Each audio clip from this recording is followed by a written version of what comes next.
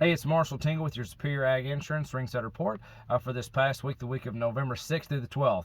So the weather's kind of cold outside. It's kind of dreary, but at least we're getting some moisture. And I'll take any of it we can get right now. We've been pretty daggone dry. I just wish it was a little bit warmer between me and you. I'm about to freeze to death. But anyhow, that's neither here nor there. Let's talk about this cattle market. So across the state of Kentucky last week, we had a really busy week through our auction barns and markets. We sold 24,387 head of cattle.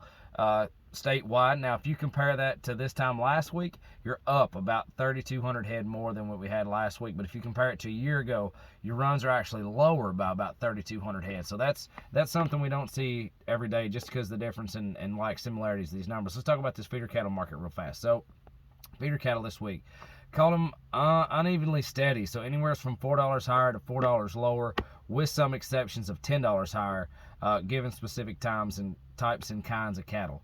And what I think you're really seeing right there is you're just seeing such a flood of cattle, so to speak, right now, that your weaned and preconditioned package, your standout packages are really rocking and holding their own. Then once you start getting towards the end of the day and people are trying to wrap up deals, or you've got some plainer cattle, there's just so many of them that your buyers aren't necessarily seeing the need to give that top premium. I think that's where you're seeing the unevenly steady part. Now, also, I will say this too, especially towards the end of the week, you did have this big cold front coming in, and anybody who started a new set of calves knows that is just an absolute, it's tough to do, to start cattle right out of a barn under so much stress and go from 70 degrees to turn around it being 25, 26, 30 degrees, cold, some places snow, but at least a wet rain nonetheless. That's really hard on your herd health, and I think that might have had just a hair to do with some of the selectivity on these and some of your prices on these cattle. Now, let's talk about your yearlings. So on a positive note, your yearlings are going to be stated at $4 higher, with really strong demand on those. And I didn't go through a whole lot of numbers on these to share with you, but I want to show you the highlights on these yearling cattle, and it really does show on that high end of things, and the demand was strong on them. Market as a whole was good, but your top end on these yearling cattle right now are extremely good. So let's talk about what these little light cattle are worth going in. So talk about your full weight steer cattle. You're looking at $1.46 to $2.01.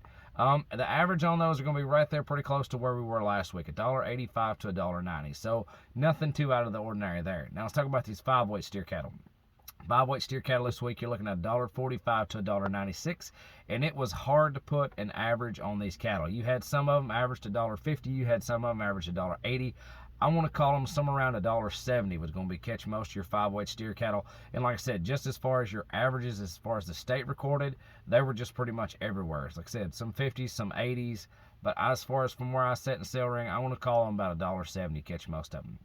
Now let's talk about these yearling cattle. So yearling cattle, we did say steady to $4 higher with good demand, and these top end numbers are really, really strong. So let's talk about these 8 weights real fast. So start off here. Here's 59 head of black steers. They call them thin fleshed. So what we would call in the industry is green. So pretty hard, pretty green, pretty framey, not packing a whole lot of flesh. 832 pounds on the average, $1.7610. That is a really strong number. That is right there at our CME feeder cattle index for the week, and we haven't seen that for a week or two. So that's a really good sign. But I'm sure these cattle right here were probably very, very green and just ready to turn out and do everything in the world for you. But here's a set of middle weights now. Here's 61 head of these. These are all black steers as well. 860 pounds on the average at $1.73 flat. So still pretty good. You put an extra almost 50 pounds on them, and you're still staying right there within $3 of the CME feeder cattle index. So that's a really good sign. Now let's talk about your heavies.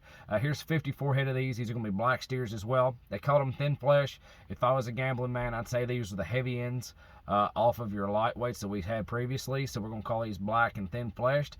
882 pounds on the average, $1.6895.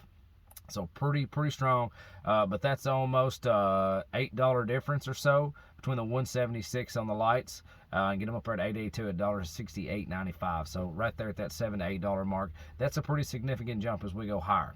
But like I said, the 176 is very promising on the light end. And I'd say as far as your whole on these cattle, on your 8 weights, you did see some colored up cattle down there in that $1.66 mark, $1.68, 69. But I'd say a lot of these were right in that 68, 69 to 73, 74 as a whole, statewide. Now let's compare this to your CME feeder cattle index. So your CME feeder cattle index this week did take a slight decline all week. It wasn't leaps and bounds, as far as huge drops, but it did drop pretty consistently all through the week. So let's talk about your CME feeder cattle index. So start off the week Monday the 7th. You're looking at your CME feeder cattle index of 176.59. So that's right there with that 176.10 that we saw first of the week. And Tuesday's going to be actually even closer to it. So Tuesday the 8th, 176.30 was your CME feeder cattle index. By Wednesday the 9th, we saw another drop, 175.51. By the time Thursday the 10th come around, you're looking at 175.46.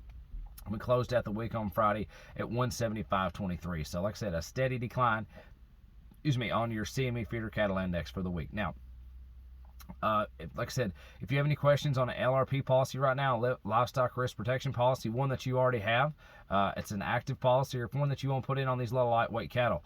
We just talked about some volatility in this market, plus the fact this weather change can have an impact on your cattle. Plus there's everything else going on in the industry right now with corn and beans and so much more than we could talk about in this short period of time. So if you're interested in an LRP policy, a livestock risk protection policy, feel free to reach out to us. Call Ian Thomas at Superior Ag Insurance. That's Superior Ag Insurance. Ian Thomas, 859-613-2453. Or check us out on the web, www.superioragins.com. Thank you so much. Stay warm, and talk to you soon.